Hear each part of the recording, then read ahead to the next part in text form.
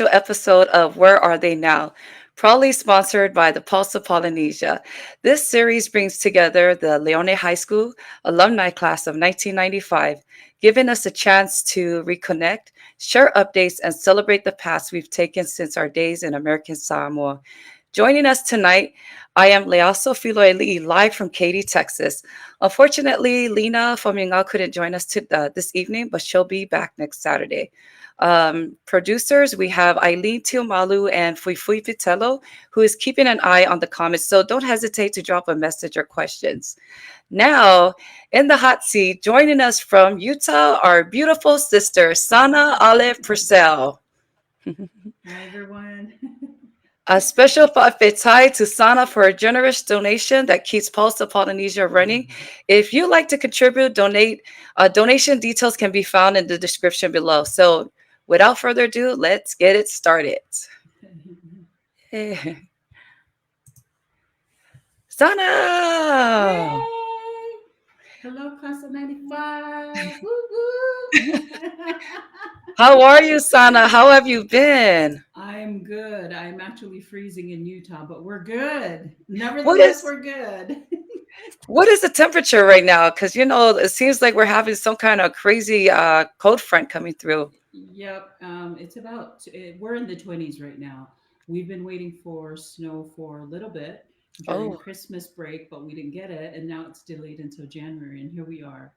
towards the But end. yes, yes. Wow. But we're excited for the snow. We don't want to get any wildfires this year, and so we'll take Yeah. it. Was it like this last year for you guys up in Utah? You know what? We did get a little bit of moisture last year, and we were fortunate enough to get consistent rain throughout, the winter season as well, and early on in the year. But it's kind of a sporadic thing where one year it's actually very consistent with moisture, and then the next year, yeah, they must admit. So we'll take what we can get. Right. It's crazy because last time I was up in Utah was 1997, I believe. Ooh, you're due for another visit. You I, should I, come. I believe so. Yes, I need to go visit. So tell us, Sana, what have you been up to after high school? um, well, before I share a little bit about what I've been up to, I just want to thank Lasso and the class of '95 for actually inviting me back on as a guest speaker here, or as a guest host, whatever. And it's such a privilege, simply because at first, when I got invited, I thought, well, I don't know if it was fair for me because I was only in Leone my Mhm, freshman and my sophomore year, and then I transitioned or transferred out to go to Tafuna. mhm, But nevertheless, thank you so much for the opportunity to do so, and mhm, I'm so grateful that I'm here and just kind of rubbing shoulders and connecting up with the class of '95 of Leone High School. mhm. So thank you very much. Just a little background of what I've been up to. I actually moved from Samoa back in 2001. Mhm, I was still on island after a little bit after I graduated from high school. I thought I was going to stay on island, but as things happen in my life, I thought, okay, maybe the island was way too small for me, and it was time for me to just leave the island altogether. mhm. And so Utah was a place, and I never looked back, and it's been 24 years Wow. since. So this is my new home, away from my island life. Where in Utah are you residing at? I am in Saratoga Springs, Utah. So I'm in Utah County. We're about a couple of miles away. I would say about 35 miles away from the main city, Salt Lake Mhm, City. So not too far. If we're going by freeway, it's just, I would always call it just down the street, like in Samoa. Everything is mhm. just down the street. There's really no way to gauge. Okay, what's the correct address? Pasta Falesao, Lukupope. Buffet, you know? And so that's basically how I describe it. My navigation skills are the worst here. And so my kids would always tease me about, Mom, you really need to get that island mentality out of your brain. So, So speaking about that with the changes, I always ask everybody who leaves the island, was it a culture shock for you leaving the islands oh, into a whole new different world? trust it was for me because I've never been to America. The entire time I was in high school, my entire life, I've spent my entire life on the island. I've only been to Hawaii. But beyond that, it was just the main, Samoa, Mhm, Western Samoa, and then Hawaii and back. And when I got here in 2001, it was an entire culture shock, like not just a small shock. I was like, oh my gosh, what am I doing here? But immigrating or migrating here for me meant it was a whole lifestyle change. It was something so different, something that was out of my comfort zone. And I wanted to do that. I wanted to do just that, was to get out of my comfort zone, just to be uncomfortable so that I'll know what's out there. And mhm. so here So we are 24 years later. right. And so, the other question I wanted to ask in regards to coming out to a whole new different world, um, we always have like that connection to different parts, right? Who was it in Utah, and what made you decide to go to Utah? What family member, cousins, friends? That's a really funny story. And I hope that my family members that are actually watching the podcast right now will not, take offense. Um, there was a point in my life when I was in Samoa. I actually um, was going through some challenges as far as childbirthing. My second child was she came out as a stillbirth as well, a stillborn as well. And so part of the move to the United States was because of medical reasons for me. I wanted to, to start a family, but I was unable to because of the consistent challenges that I was having to face and encounter all the time. I mean, both times with my two pregnancies. And with that, just one day out of the blue, I sat down and told my dad, "Hey, I want to go to America." And he's like, "Which part of America?" And I'm like, "I don't know. I see it in the magazines all the time, the church magazines all the time. So maybe I'll just go to Utah." Mhm. Um, Fortunately for me, there was an aunt of ours that lived here in Provo. But unfortunately, I only stayed with her for one day before I moved out on my own and never looked back. And so it was just one of those things. It was a migration to a whole new world, but at the same time, I was exploring on my own. I didn't want to live with families. I didn't want to have to burden anybody in watching over me, and I didn't want to be indebted to anybody else. And so I just kind of stayed there just to appease my dad at the moment because he was expecting that. And then the next day, I just left, and here we are, 24 years later, still on my own. So, Sana, I know it's really hard when a lot of our family members want us to, especially as the oldest, to follow a certain path. Um, that decision that you made, I'm sure, felt very empowering for you to make that path set out for yourself. Do you think, um, and I know you made the right choice to follow that lead. Um, Looking back, do you think that it was something that should have been done earlier, that you wish you could have done earlier, or do you think it was something that was planned in your path? You know, a lot of times we we kind of hold back on a lot of moments in our lives where we ask ourselves, "Oh, should I take the risk? Should I Mm, jump into it?" And then at other times, we're held back by other external factors. Say, for example, our loyalty to our families, the service that we want to offer to our families, and things like that. And that was it for me. For a moment there, I felt it was my duty as the oldest daughter in the family to stay back and help my parents. And with that, there came other challenges on top of that. My mom and I didn't see eye to eye on a lot of things within the mhm. home itself.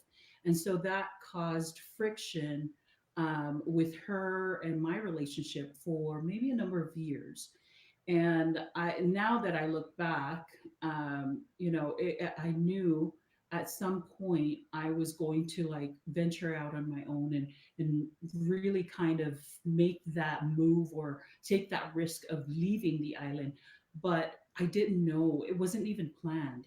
It was just a spur of the moment, and then everything just kind of fell right into place with my daughter, passing away.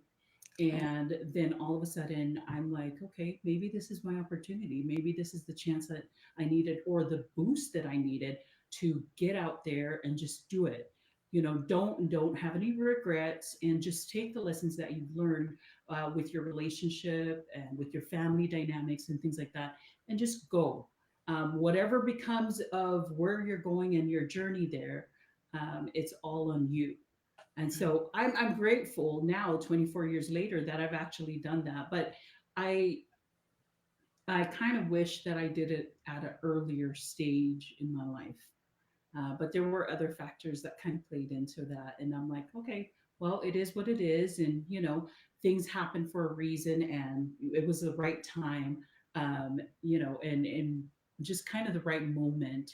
And I was in the right state of mind as well. Sana, do you think at that time people look at us, in a different light that don't know us very well? Do you think that what is it about Sana that people don't know? You know, what is it about Sana? I hope as some of our classmates are looking, some of the things that I still to this day that I'm still struggling with is some memories. As I'm a little bit older now, and I want to say a little bit more wiser in the decisions that I'm making. I'm kind of reflecting back on the many moments in my life with all of our classmates, and as I'm going through them, I'm wondering, was I ever mean to anybody? I was like, I often reflect and ask myself, wait, was I this kind of person to who and who and who and who? A lot of times, though, it was one of those things where I would ask people, what was your impression of me as we were in high school? And to my surprise, a lot of the feedback that I get from people was, well, you were a very blunt person. Like, you were very open and direct as far as the whenever you talk to us. But then, as we got to know you a little bit better, you were very trustworthy and you were a very kind person. And so underneath all that, la vale and just kind of like, yeah, attitude back in the days, a lot of the maybe I want to say about 90% of the time, a lot of the people would say, you're very kind, and that's something that you still have with you till this day. And so I hope, as we are continuing to like resurface all these memories about who I was then and who I am now, that we'll be able to continue that connection of, being kind, and being the person that I was back then and still is right now in a positive light. Mhm. Have you ever come across anyone that approached you and talked to you as if you're still the same? Oh, plenty, plenty. Um, I don't know. During my sophomore year, my best friend, Tofu. I don't know if you remember Tofu. Yes, I remember so. Tofu and Loi and I Yes. left to go to Samoana. But when we reconnected after high school, when we reconnected, it was just so funny because we would reminisce about, the back in the days about high school and things like that. And Tofu would be like, "You're still the same. you're you're still the same, like ula vale, like your mouth and whatnot, but you changed as far as physically, of course, and but emotionally and mentally as well. And as the intellect, it just kind of improved over the years with the challenges that we've been through and whatnot. But it's just funny. Another classmate of ours, met me a couple of years ago and said, "Holy moly, the change from who you were as a high schooler, as a student, and the change where you are right now is a huge difference." And I still can't believe that you're this person right now. And so that's amazing for me. That was a compliment for me. I don't know if if my family thought otherwise. So There's always a reason why people act the way they do in high school growing up. Do you want to elaborate a little or, talk about what made Sana the way she was back in the day that made people look at her like she was one person that did not care whatever came out of her mouth? She was very blunt because I remember you were so blunt. You said whatever was on your mind. So, so you were very intimidating to be around with. That was also one thing. Oh, I never heard that one before. Yeah, like we had to be very careful with what we said to Sana because Sana would be like, "I got something on you, so don't even try." No, so growing up in Samoa, there were a lot of moments in my life where um, I don't know, in Leone, there were a few members, with my faith, as a member of the Church of Jesus Christ of Latter-day Saints.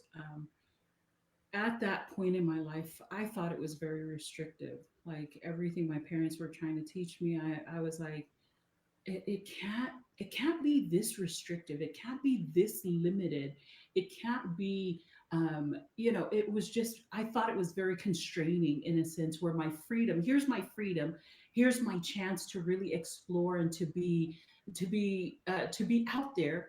And yet a lot of these faith principles and things that we were taught, and I was taught as a young, was very constricting. And I was like, no, this can't be it.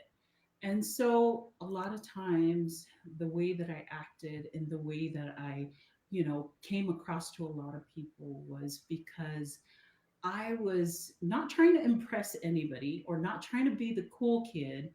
I was just rebelling a lot because of the fact that I thought my religion, my faith cannot be this restrictive. It cannot be this constraining, which it held me back on so many things. However, as I look back on those moments of my life and the way that I was, and now understanding, having a better understanding of how restrictive it was, I thought at the moment it was restrictive. But as I matured and as I started to maybe understand those principles a little bit better, I knew it was for me. What I know now, it was to help me grow. But at that moment, I was just a cheeky girl trying to like rebel against my dad. My dad would tell me not to get a tattoo, and here I was, freshman year, getting a tattoo. My dad would tell. Yeah, how did you get that tattoo without being? I like to know because my parents. I know. So my dad, he was part of the Arts Council for many, many years. He actually retired there just recently. He was a chief financial officer there. Mhm. And what he does on an annual basis is to gather all of the tattoo artists from all over the islands. They would travel all over the South Pacific, to explore different art techniques and things like that. And so he's a Sulu Apia right now, Tao. I knew him very well. My parents knew him very well, and he worked with my dad a lot of times. One day, I was just asking my dad, "Dad, I really want a tattoo," and he said no. And I kept pressuring him. I'm like, "No, I want a tattoo, Dad." And he's like, "Leia, no, you're not going to get a tattoo." Um, One day, I just decided, well, I don't care. I'm just gonna go get a tattoo. I went to Tao, and Tao asked me, "Did you ask your dad?" I'm like, "Well, screw that. I'm just gonna get a tattoo. Please give me a tattoo." He gave me a tattoo. Sure enough, I got home that day. Oh, I got another tattoo. I got a sasa after that, and I said, "Well, you know what? It was easier for me to ask for forgiveness after, and then just do the deed." And so, Yeah. since then, I'm like, okay, I'm not gonna get any more tattoos, and it was just one of those things. Sana, I'm gonna bring up something that memory from back in the day, you did miss school for 2 weeks at one point because you got another test. Let me tell you, Sana got a tattoo on her eyes. because like in Samoa, you got everybody with Google eyes. Oh, Everyone's got like oh boy. everyone's like a ninja back home.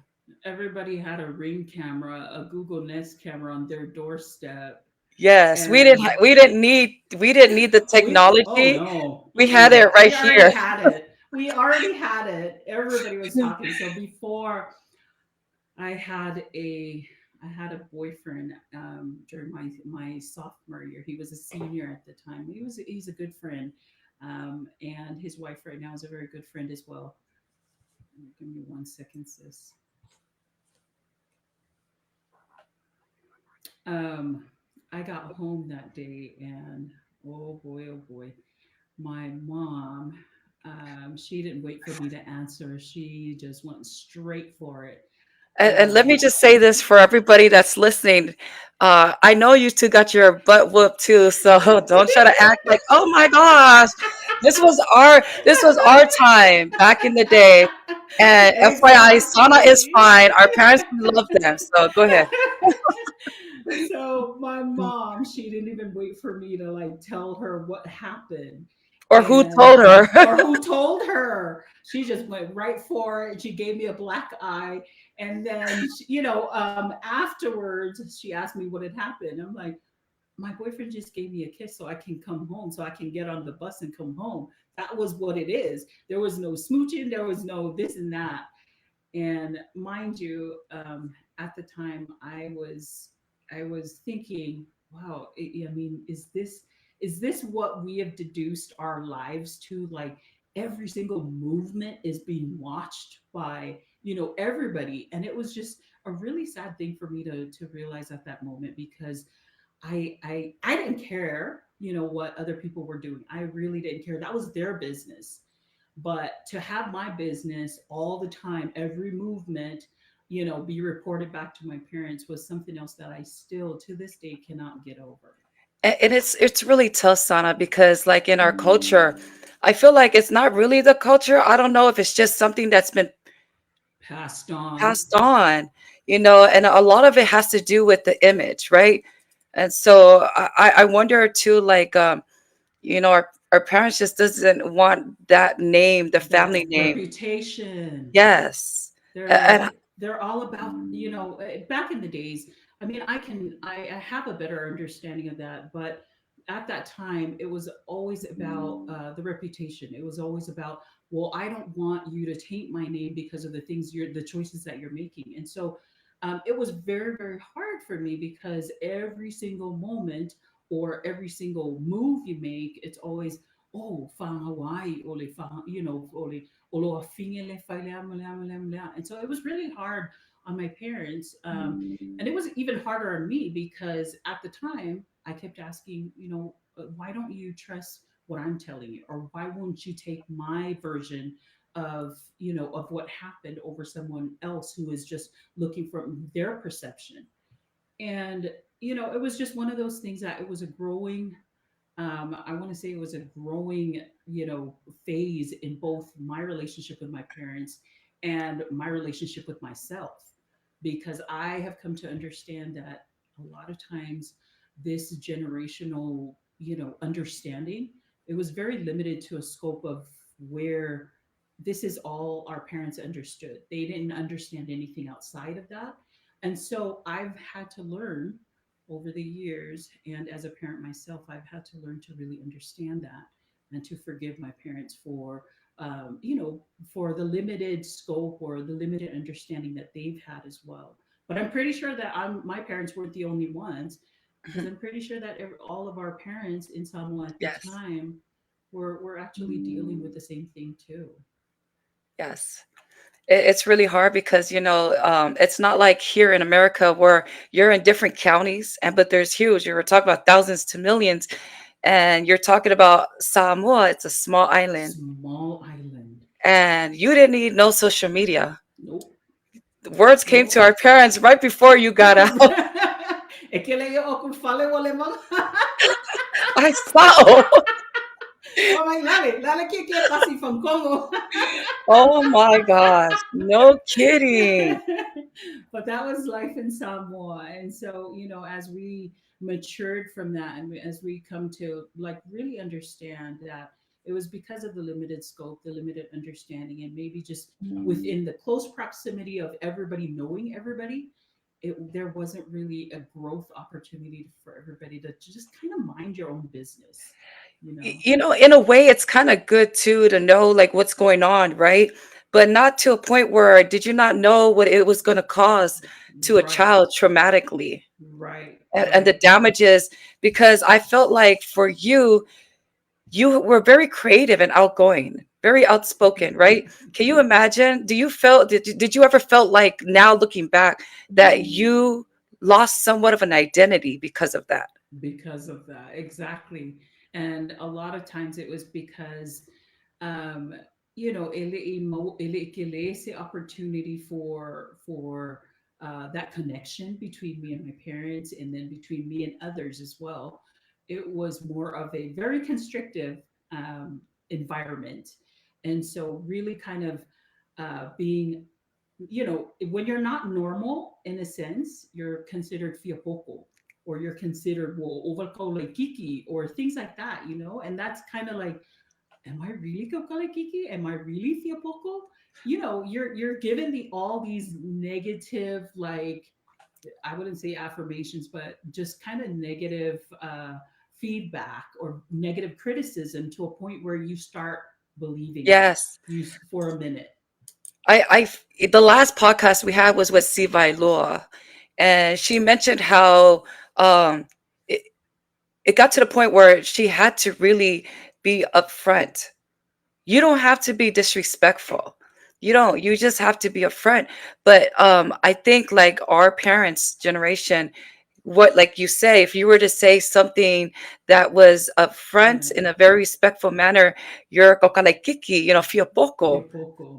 And Yeah. so, how do you think that is right now with you? If you were to talk, like talking with your parents, do you think some things that are old school have not been able to go under the surface and it's still out there that cannot be changed?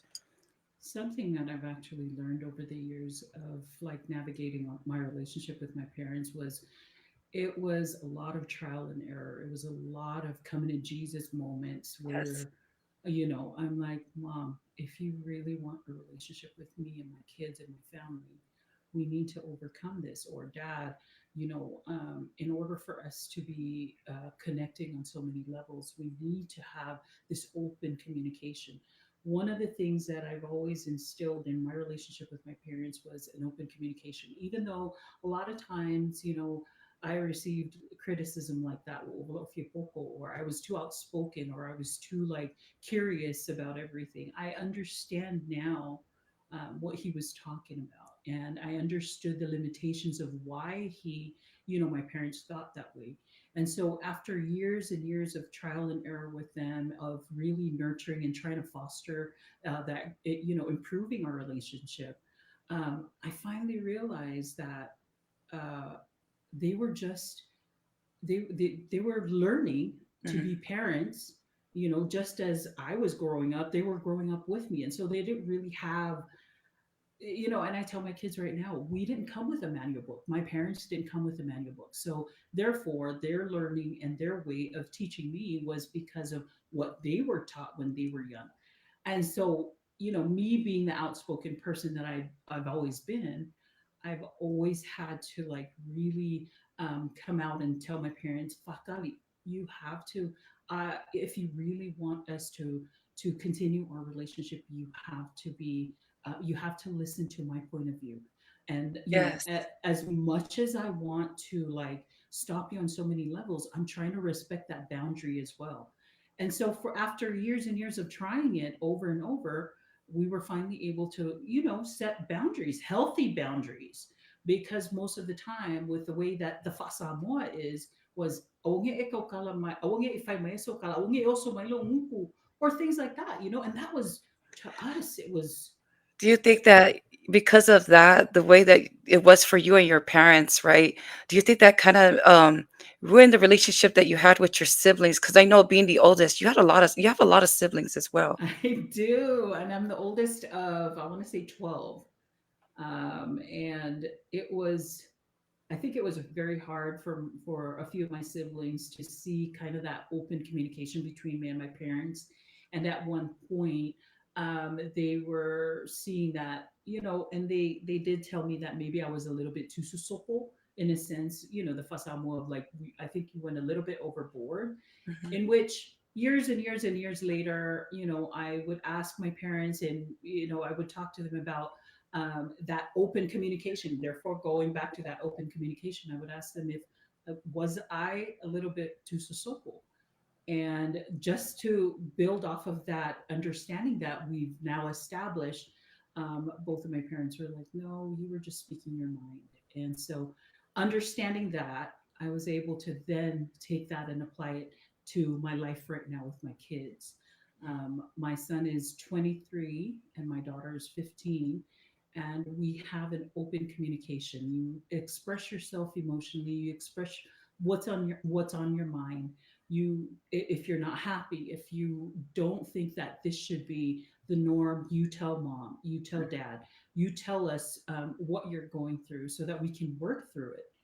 That was the part that I've had a lot of like trial and error with my parents. And even now that we're almost 50, I still go through it. And it's still a working relation with the parents, and it's difficult. It's a lot more difficult with the older generation than it is with me and my kids. Do you think that you coming to America made you have a different perspective in the way you grew up? Or was it the Huge. journey that you went through in out of high school that made you start to open up clearly in your mind about how life felt like it's not supposed to be this way? You know what? It took me coming to America to actually understand that there's so much more out there as far as parenting goes. Yes, we don't come with a parenting manual book, but it can't be this restrictive to where this relationship between me and my kids will be you do as I say and not, and not what I do. And so just kind of understanding that dynamic really helped me to kind of navigate my parenting style with Mhm. my kids. But however, all of the challenges leading up to me being a parent actually helped a lot. Simply because as I was going through those character building moments, it helped me to be a little bit more patient, to be a little Mm, bit more understanding, and to offer a better listening ear versus me trying to respond to everything that my kids were going through. mm. And so When you that was a say turning point. respond to every little thing that your kids were going through, were you trying to be a very protective mother? I felt, a lot of times I felt that way.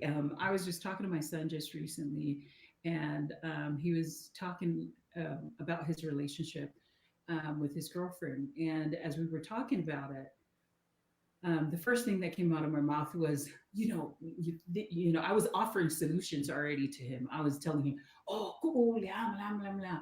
And then I caught myself and I stepped back, and then I just sat there and listened while he was talking. And as he and I were having a heart to heart moment, I then offered an apology and said, son, I'm really sorry. I know it came across very protective of me, but you have to understand where your mom is coming from. You're my son. And of course, I will go to the ends of the earth for you to make sure that your heart is protected. But however, you have to understand as well. And, just kind of understanding that between me and my son really helped me to scale back on a lot of Okay. times where I'm like, mama bear coming out. I want to protect my babies. Yeah. But Yeah. you gotta let them go Yeah. through their moments too, just like how my parents let me go through my moments. So I know, Sana, you were in Leone High School freshman and sophomore year. And I know that we you had transferred to Tafuna and for your last 2 years. Why I know why you were transferred, but can you tell us why the transfer was made um, for you to leave Lone High School to go to Tafuna High School? Before my dad told me, Leone High School is number one, by the way. But I love you, Tafuna. I'll give you a little bit of information, or just to kind of Yeah. compare the two. When during my sophomore year, that's when I started ditching school a lot. My dad saw that my grades were plummeting, and he was Before you even go there, livid. before you go there, can you tell us who are the culprits that led you, or were you the leader? I want names of all of our classmates that went with you. I'm not throwing anybody under the bus. So, um, and nobody held a gun to my head to do all the things I did. So I did it on my own. No, I was a very curious child. And throughout all of my life, I was very curious. I'm like, oh, you know? And so when I was a freshman, I started hanging out with seniors. It was the weirdest thing ever. I started hanging out with juniors and seniors, and I just thought they were a lot. I still had a lot of good friends within our class. A lot of the ones that I still connect to till today, there were very good examples to me. And but just me being the kokalekiki girl I was back then, I was just kind of curious about, okay, what are the seniors and the juniors all about? Mhm. During my sophomore year, I started hanging out with juniors again. I had a boyfriend then too. And it was just one of those things. Umalava Senga, all of us would just ditch school. Yeah, Oeva Blue Lagoon. Tofu knows this. Tofu, I know you know this. How come I was never invited? I never understood that. Eileen, you weren't Hey, invited either. What was up with that? you guys were angels. You guys were way angels. So, right, every single time the seniors needed to finish off their classes. So, umaga sengal ang seniors, me and Tofu and Wait. Can you Lloyd. drop names of who the seniors are? Don't try to act like you guys were all on Yellows back in the day. Oh no, they weren't. No, they weren't. So we would then all just leave. I think Molikoa joined us at one point too. Like Molikoa and Moku. They would Yes. join us Yeah. every Yeah. hangout now and then. They would come with us. But the thing about it is at that time though, because they were seniors and they were trying to graduate, a lot of times we would just ditch and go to the Blue Lagoon, and we would just sit there for hours just talking about life. We would just talk about what ifs, or where we be in the future, and just kind of like things in general. That was the So most interesting thing. you guys, your conversation that you have there is very interesting, right? Do you think that the conversation you had at that time has already come to fruition? For a lot of us, yes. Unfortunately, I had a really good friend, New Motu's older brother Johnny.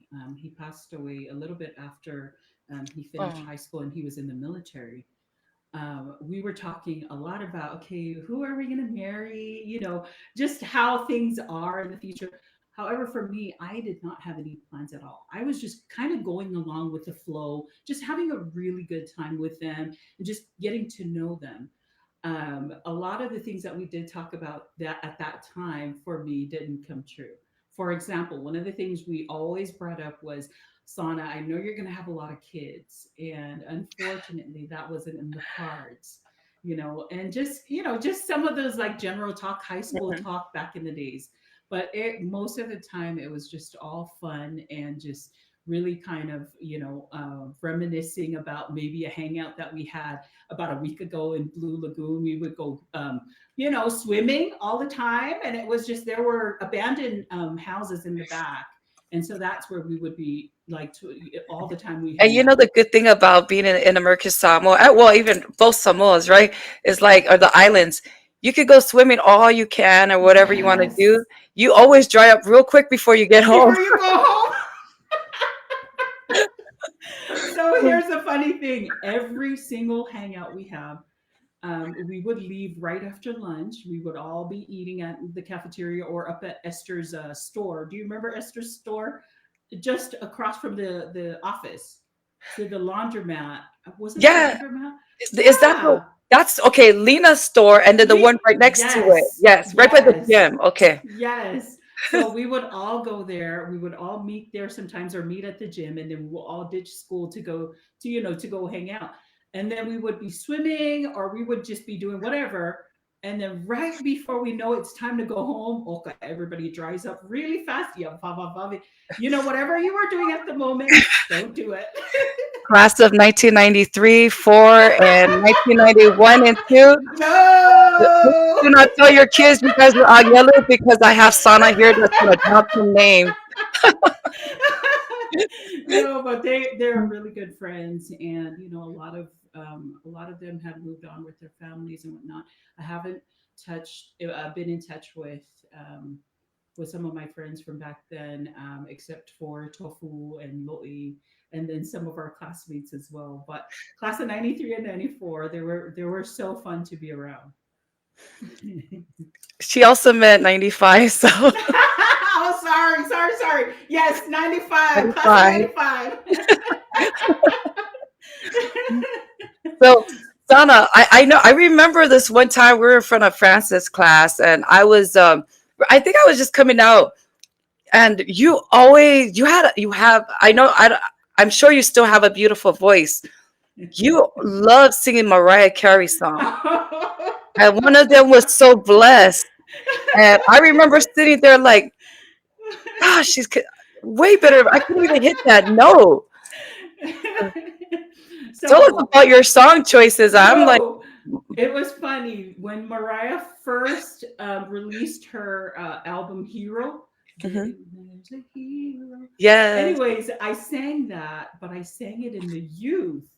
And then today, my daughter sings, but I've kind of yay. scaled back just to kind of, put the light on her and maybe kind of help her to see if that's something that she wants to do. But the singing part, I sing for a choir in my ward. I sing for my husband, of course. But other than like busting out in the open, oh, people here will probably think I should go to the asylum or something if I And when do she talks that. about Ward, let me tell you, Charles Fano, if you're listening, I know you are. Do not ghost me because I am still wanting you on this podcast, Bishop Fano. I already told him today, Bishop, get on it, get on it. So, just to go back to my friends and my time at Leone, one of the things that I actually learned was a very profound moment. Was with Johnny, with my friend Johnny, the one that passed away, Numotu's brother. Mhm. Um, when he and I were hanging out with our group, with our friend group, something he said, there was an analogy that he would always use all the time, and it never really dawned on me the significance of what he meant at the time until like years later in my life. I was kind of oblivious to a lot of things because I was in my own world thinking, Yeah. oh, yeah, I don't want my dad to find out, or I don't want my mom to find out. But something he said, I'm going to keep this PG. He said, everybody's poop stinks. And Yes. as unconventional as that sounds, as far as like everybody's poop stinks, I didn't really understand what that meant until years and years later in my life when I started to kind of understand how people are, and just kind of how things are, and the personalities that you've encountered on a daily basis with in your relationship with others, and even in our class as well. And as I look back now, some of the things that I've actually really attribute to what my friends and also my parents have always kind of embedded, or kind of like shared with me over the years, was everybody's poop stinks. I'm like, what Mhm. does that mean? And now that I've understood that a little bit better, is that everybody's on some sort of journey. We're on some sort of like we're going through so many challenges and trials in our lives that you know as you continue to navigate your life, and as you continue to go through this journey, be kind. Just be a kind person. That's all it comes down to. Whether you think that you should be a more important person in the room that you're walking into or not, it's all about how you treat people. It's all about how you make people feel. So it won't kill you to be kind to another person. You never know what anybody's Yeah, going through. And I so agree. that just kind of resonated with me all this time. I'm like, huh, that's interesting that he would put it in such an unconventional analogy and Mhm. way of saying it. But when you apply it in everyday life, that's basically what it is. We have a question here for you. Um, Honolulu girl up in Hawaii is asking, given everything you've experienced in life, do you feel like you're happier now? I truly, truly, truly am. I have gone through two stillbirths. I've gone through divorce. I've gone through so many trials of my life. Just kind of leaving the islands and just kind of navigating life on its own. I married my best friend for 17 years now. I have two beautiful children. And what more can I want? I have a thriving career. I love where I'm at in life. And I'm just grateful that even though I'm not Donald Trump's daughter or anything, as far as when it comes to, the material things of the world, I can honestly say that I'm happy because I have a better understanding of what life is. And like what my friend Johnny always says, everybody's poop stinks, so be kind. Hmm. Just be a kind person. That's all it is.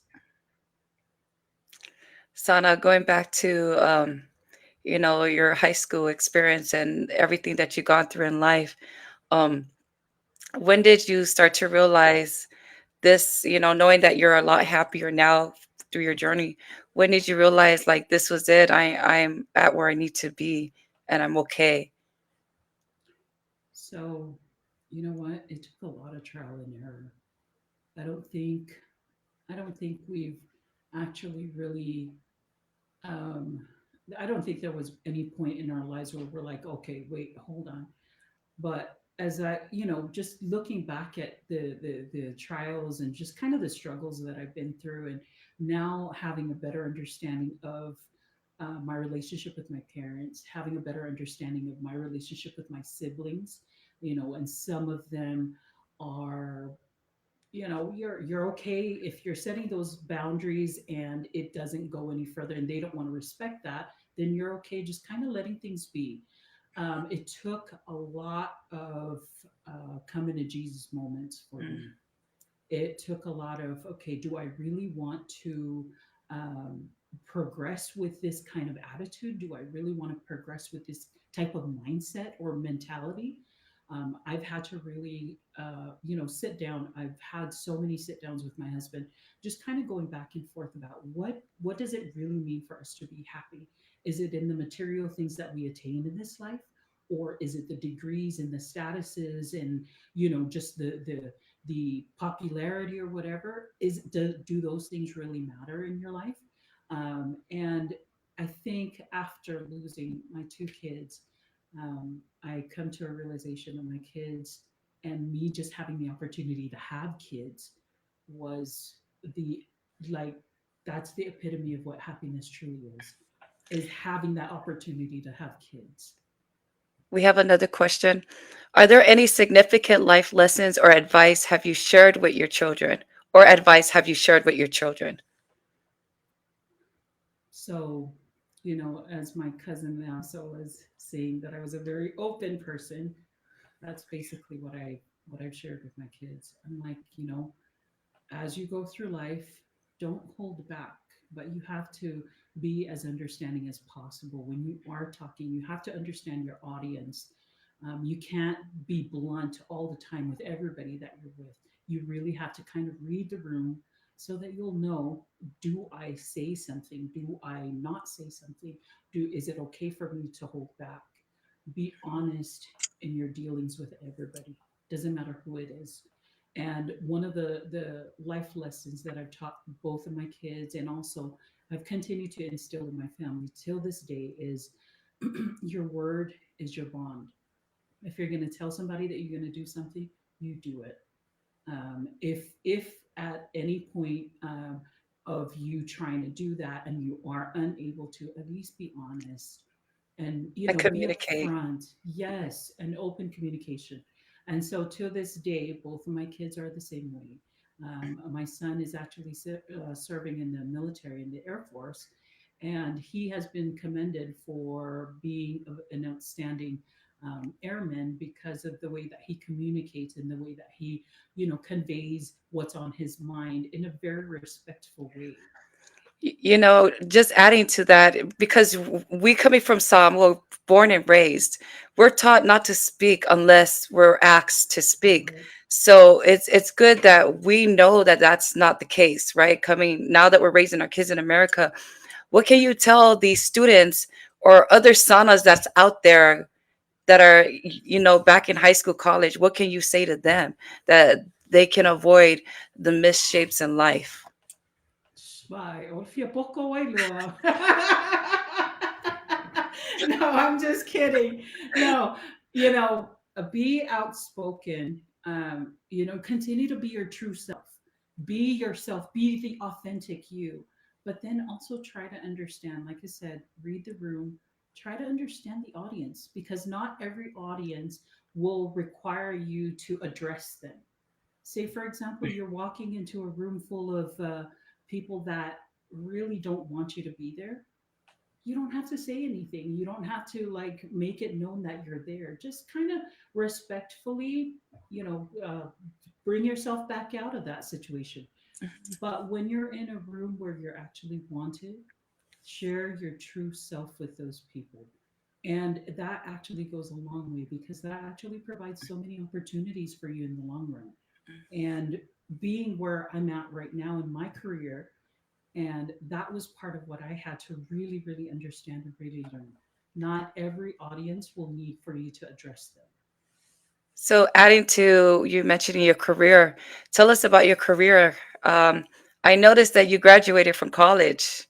Do you want to tell That's us a little correct. bit of that? How did it get to that point? Because, being a mother, a wife, and, raising a family, what led you to going back to school and getting that education? So I know this might sound a little bit of a feminist kind of, well, but it depends on who's listening. Just don't get offense. Just don't take offense to this, okay? Before when I married my husband, I told my husband, if anything were to ever happen to you, where would I be with my kids? I don't want to depend and I don't want to rely on anybody else. And so I took myself back to school. It was funny because, Lea, so I know you're an accountant too. And being that this actually runs in our family, I was in accounting. I finished my associates in accounting. I was halfway done with my bachelor's in accounting. And then I held back and said, oh my gosh, I don't want to do this. And so I stopped halfway and I took a couple of semesters off and said, do I really want to be an accountant? And so after doing that, I found out that my passion lied elsewhere. I've always wanted to be a doctor, but then with my health conditions, it didn't allow me the opportunity to do so. And so I pursued my bachelor's or my undergrad studies in engineering and technology management. Shortly after that, I did my master's of science in engineering and technology Okay. management as well. And so it was a tough world. As you know, with technology, it's a man's world, and to really prove myself, especially because I'm a woman and I'm of Samoan, descent. So I had to really go into an executive room filled with men, and I had to prove that I'm supposed to be at that table. And with that, I've had to overcome so many internal challenges first before even getting into that field. So I'm a IT a senior project manager for a global nonprofit organization. I don't want to put the name out here, but I work with engineers on a daily basis for writing codes and things like that. And so I've come a long way, but this is just for all you girls and just the women, someone women. Yes. If you don't have a seat at that table, you make that table. You show them that you're worth it. You show them, what power, what you bring to the table. That was something I had to overcome for many, many years. Hmm. And so but empowering our younger girls to really go out there. You are enough, you can do this, and we can get rid of that stigma that Samoa can only produce NFL players and soldiers. Nuh-uh. We have scholars. We have so many leaders that are just waiting to be, exposed to the world. We have so much more to bring to the table than just NFL players and soldiers. I mean, there's no offense to all of that. That's a career path anybody wants to take. However, we have much more to bring to the table than just that. I agree. So, speaking about the culture and our people, we have a question. Samoan cultures places a lot of value on respect and following traditions. What parts of Samoan culture have you made sure to pass down to your children or practice? Respect. There's just so much disrespect when it comes to, you know, I don't want to say the Western way, the Western society. One of the things that I value in within my family is it goes a long way is respect. I want to go back to reading the room. If you go into a room and you know that you can just feel the energy in that room, if you're not wanted there, remove yourself from there. Be in a room where people actually want you to be there. And that's been part of the biggest teachings that I've tried to instill in both of my kids is, and even to our youth. I've been involved in our young women for about 2 years since I moved into the ward I'm in right now. And that is something that I've seen with us, someone descent from the islands, was to try and instill that respect between, you can be outspoken, you can say what's on your mind, you can be as blunt as possible, but at least set some healthy boundaries so that you can still, at the end of the day, respect each other. Mhm. I totally agree. Thank you for sharing that. And I really do feel like a lot of especially our young women, our Samoan girls back home, and those who are in America right now trying to figure out life, Mhm. it doesn't end at Lowe's. It doesn't end at McDonald's. Nope. It doesn't end where your parents are saying, just bring the money home. No, you can go further. I mean, even if it's not college, Yep. it could be some training program, anything. Um, Entrepreneurship, get into a business, yes. do something passionate that you're passionate about. One of the things that I've actually started doing since I was in school trying to finish my school was get finding a hobby. And so, with my memory and just kind of growing a little bit older, and I joke about dementia. I'm like, one of these days, my kids at maybe age 60, I'm going to have dementia and I'm not going to remember anything.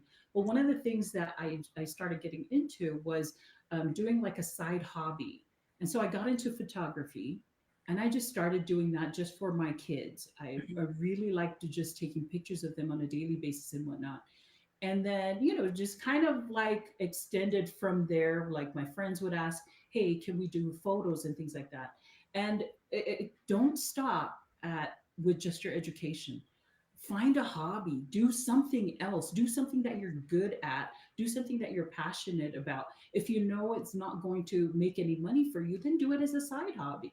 You never know. The if that's your niche in the future, then um and then you'll be able to at least pursue it even more when you're retired or even before then. You never Mhm. know. Hey, TikTok's a big thing, so use that platform.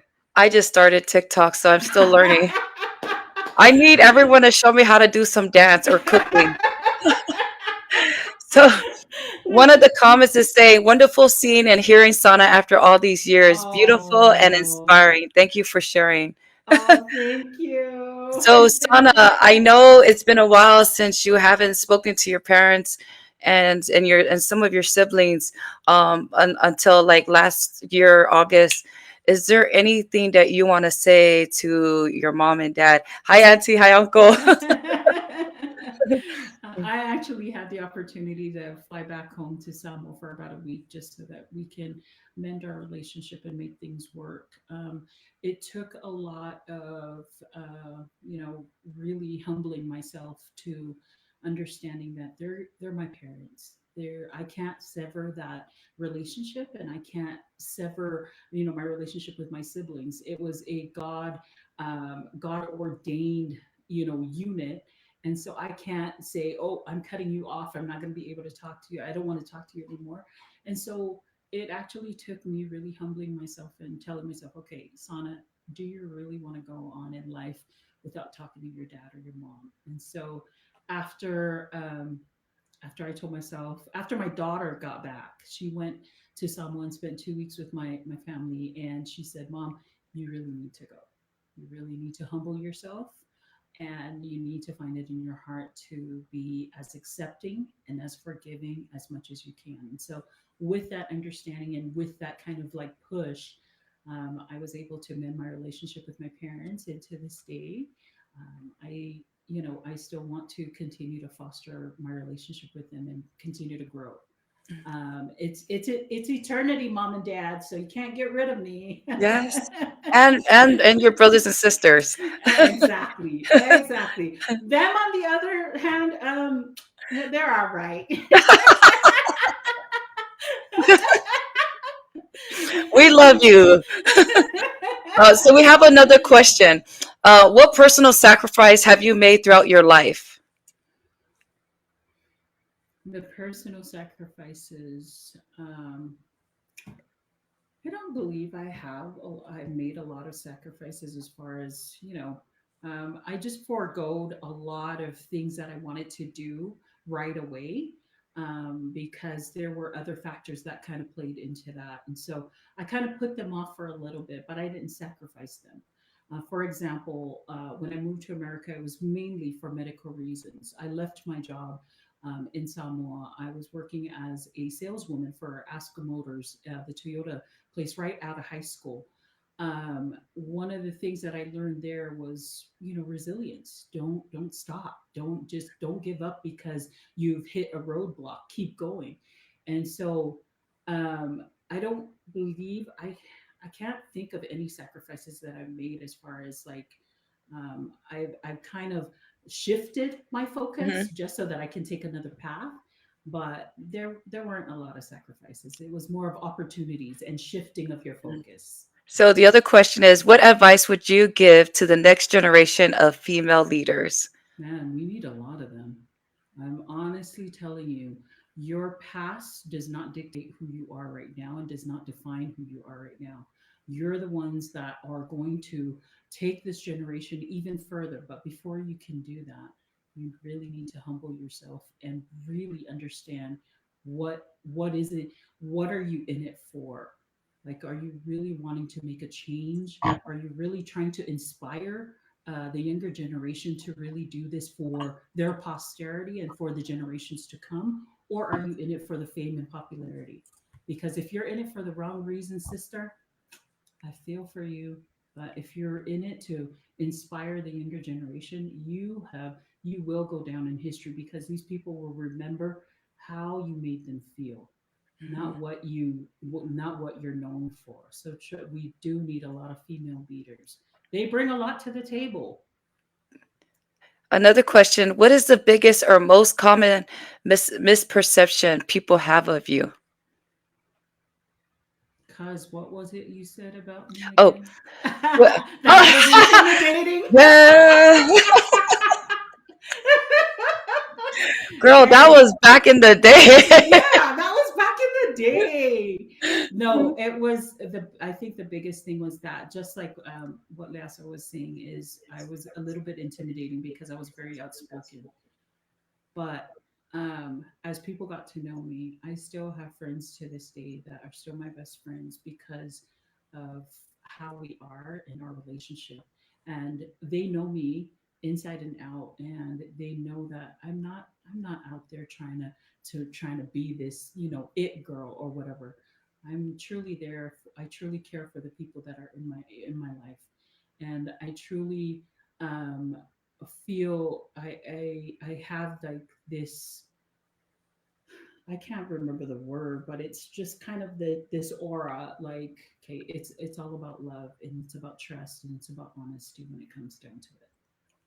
So, as we're getting close to the end of our podcast, and I'm very grateful that you're able to step in and, take advantage of being able to share your story and your journey.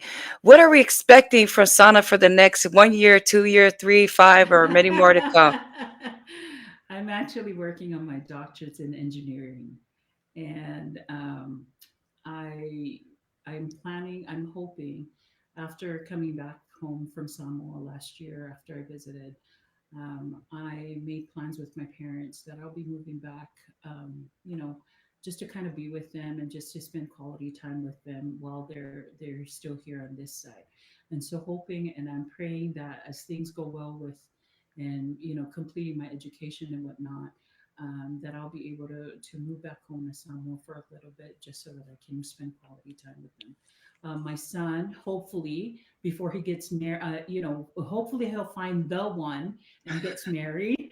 And then my daughter's actually hoping to go off to college to be a physician or to be an anesthesiologist. And so hopefully that, as things happen and as God willing, that these things will come to fruition, that, we'll play it by ear for the most. And just a few things that I have planned is just be around for my kids.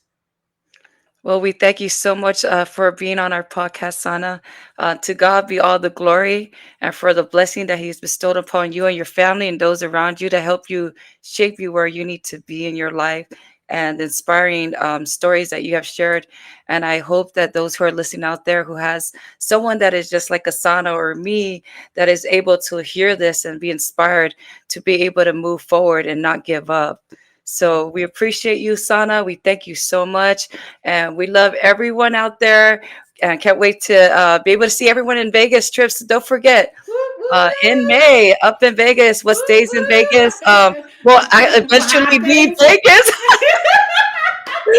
But MMA get one leak. It's already late.